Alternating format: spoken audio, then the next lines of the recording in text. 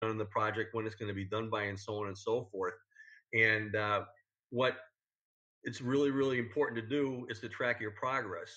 And this article says that this person once read an article about having a done list is just as important as having a to-do list. The bottom line is it's actually going to pump you up when you're crossing these things off and listening to different things that you've accomplished along the way. So it's really, really important to do that. And the last thing on this is treat yourself when you finish. Celebrate that you've accomplished something. So a lot of it is playing brain games with yourself. However, setting those deadlines, tracking your progress, patting yourself on the back for every little step that you've accomplished instead of waiting until the whole thing's done to saying, wow, I finished. It's really, really important. So again, you got to work on that person in the mirror, and you got to work as a team. These are great ways to do it. Right. And, time is a very important factor in your project planning and your process creation. Going back to the example, again, of recipes, there's always a time factor. How long something has to be in the oven, how long it has to cool. When you're doing baking, how long the dough has to sit before putting it in the oven. Time is an important factor. And when you put processes together for business, time is still an important factor because your client doesn't want to wait forever for your project to be done. If you're running a retail operation, your customers don't want to be milling around the store forever waiting for somebody to help them. Or if they've asked a question, they don't want it to take forever for you to get back to them with the answer. So time is a very important factor when putting processes together. And that's also why most more sophisticated project management software use what's called a Gantt chart rather than a simple list. Because a list, you can schedule things. This happens at this time, this happens at this time. With a Gantt chart, you have the flexibility that instead of saying, item 3 happens at this time, it's item 3 happens, one day after the completion of item 2. So you have a schedule that's dependent on completion. And this way, you have item 1 has to be done at this time. Item 2 starts when item 1 ends. Item 3 starts one day after item 2 ends, or something like that. So you're putting in time into the process. Yeah, and actually, it's basically the following part of the recipe process as far as you got the items, and then this is what you're going to do. I did some work a while ago for a home improvement contractor, and they have software that runs the whole projects and so on and so forth. And one of the views that you have is exactly as you say, the Gantt thing, which just lists the logical processes to how things are going. And obviously, when you're talking about contracting, you're talking about ordering materials, getting them in there, making sure that the people that work there are there in place, making sure subcontractors are there. I mean, it's really, really a high tech thing to come up and do a home renovation, especially if it's a larger job. So it's really, really important to have that down there. And a visual thing where you're just tracking everything is a great tool out there. And I know that there's software out there that can help people do that. Yeah, there are loads of project management software that range in cost from free to thousands of dollars. You need to look into these, figure out which one fits your budget, fits the way you work, and fits the size of your projects. Most people can get by with a lower level software. They don't need all of the bells and whistles. But when you're talking about something like a construction project, that's where these more complicated project management tools come into play. Yeah, and if you're doing something simpler yourself, uh, obviously you can probably get away with just taking out a spreadsheet and writing down the different tasks that have to be done to get this project completed. And what you're able to do then is just sort those out so that you can put things in the logical sequence that they have to be done, and you can track things that way. But I mean, obviously, if you're doing something that's very complicated, you're going to need something bigger to help you out. But really, you have to start with, again, a list of what you have to do. It's the ingredients that are going into the recipe. Right. And taking a step further back, we've been talking about the recipe and talking about how it creates an experience. But before you start this recipe, you need to define what that experience that you're creating is. I mean, when we're talking about holiday traditions, most of us are trying to recreate something that we did as children, something our parents did, sometimes something our grandparents and great grandparents did that have been passed down the line. So we know what our end goal is because it's something we've actually grown up with. When you're talking about a business process, you need to make sure that you know what that end goal is and how it looks both from the employee's point of view, from management's point of view, and from the customer point of view. Yeah, absolutely. You got to put all the different pieces together depending on what you're doing. So, again, a lot of this is kind of the philosophy that came out of the E-Myth. When you're building a business to get things done, obviously you have to have your purpose and your why as far as what you're doing. You have to have your tools in place as far as making sure that you get things done. But it also comes down to organizing your people, organizing all the different departments and that kind of thing. So, the more that you put into it up front and have that down on paper, the easier it is, number one, to get it done and go back and tweak it again.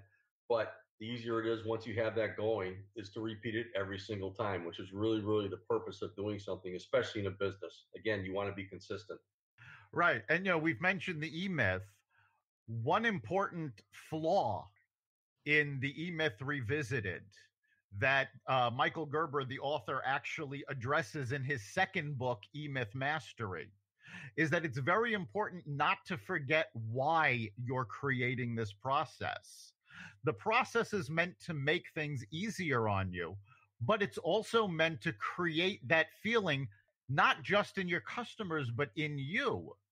What Michael Gerber found after publishing E Myth Revisited is that people were getting so caught up in the creation of the process and simply following the process that they were no longer enjoying their business.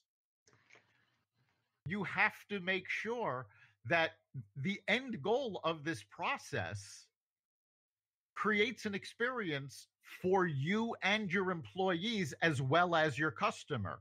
Otherwise, what tends to happen is that the process falls by the wayside because people get tired, they get lackadaisical, and they don't get anything from the process. So over time, they leave out steps, they cut corners, and the process falls apart. You need to remember when you're putting together a process, it's just as important that the person doing the process has an experience as well. Yeah, in the E-Myth, he starts with the primary aim as far as what you're doing. And obviously, when we talk about things, we all have to have our own personal why and why we're doing what we're doing. And it comes from the inside. And it's really, really important to be working towards that because, again, if you're not feeling great inside for what you're doing and that you're contributing and you're actually feeding yourself as far as what your primary aim in life is, it's just not going to work out. And once you get that going, in the E-Myth, he does have all these different systems and so on and so forth. And yes, it's very, very easy to just get caught up in that and forget about why you're doing it in the first place. So it's really, really important. We talk about having our uh, statement out in front of us of purpose and looking at that every single day and keeping working on that. Uh, it's really so important to make sure that it's all coming from within you and it's going towards your primary aim because otherwise you are just going to be working through the process and you're going to get frustrated. So, got to be able to go back to that. Exactly. Again, the most important thing to remember is that the whole idea of a process isn't just to get something done, it's to create that experience. And that's, again, becoming more and more important in work because you're talking about employee engagement, you're talking about customer engagement. And the processes are meant to create an environment that both employees and customers enjoy coming back to, because you want to be able to create that same feeling, that same holiday tradition year after year. Yeah, and if you can't create that in yourself first, it's going to be impossible to find and create that for other people. So it's really, again, it's very, very important. You had a reason for doing it in the first place. If you're swaying from that and getting caught up in all the day-to-day minutia, you got to be able to go back to that. All right. And that's really it. Most people look at processes as the day-to-day minutia, and the process isn't that. The process is to get you past the day-to-day minutia. It's so you don't have to figure something out every time you do it. It's so no matter who does it, you get the same result, even though different people are doing it. Ideally, you should have enough flexibility in your process that even if you have to substitute one or two items, you're still creating that same process, the same product, the same service, the same experience. Now, you don't want your process to be completely random. I wrote an article a number of years ago called The Worst Grilled Cheese Sandwich. And what this was is I was discussing a recipe I found for a grilled cheese sandwich. And the problem was the ingredient list was so vague when it told you, okay, you need 4 slices of cheese. And it listed like 18 types of cheese that you could use. Well, guess what? You're not going to get the same grilled cheese sandwich every time you do this recipe if you're just choosing cheese at random. So you do need to have a structure in your process to make sure that end product stays the same. If your end product can vary widely, it's not a good process. So we're just coming up on the end of our time. So, Chip, what do you think is the big takeaway for our listeners this week? I'm hungry. I want a recipe. No, I'm just kidding. Really, it's what you're going to do. Very, very important. Why are you going to do that? And I do love the recipe approach. Write down the ingredients that have to go into this project, get it organized, put the process together, do it and review it. And, most importantly, just enjoy the ride, because if you're not enjoying the ride, whoever you're doing it for is going to see that too. So, yeah, I think the recipe example is probably the most important thing for our listeners, because that gives you everything you need to create your process. It's your ingredient list. It's the amounts of the supplies you're going to need. It's the order that everything has to be put together. It's the conditions that have to be created, temperature. It's the timing that everything needs to do.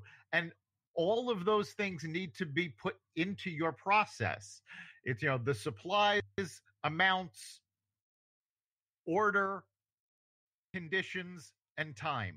All of those elements go into creating a process that's going to allow you to create an experience that will bring your family back together every year, that will bring your customers back on a regular basis, that encourage your employees to engage on a regular basis. So take all of those elements and put together that process for the experience you want to create. You've been listening to the Success Showcase. You can catch us every week at xvadio.com/podcasts. You can also find us on the Apple Podcasts app, Google Play, Spotify, iHeartRadio, and wherever you find podcasts. Remember, make this your best week ever and make next week even better. See you then.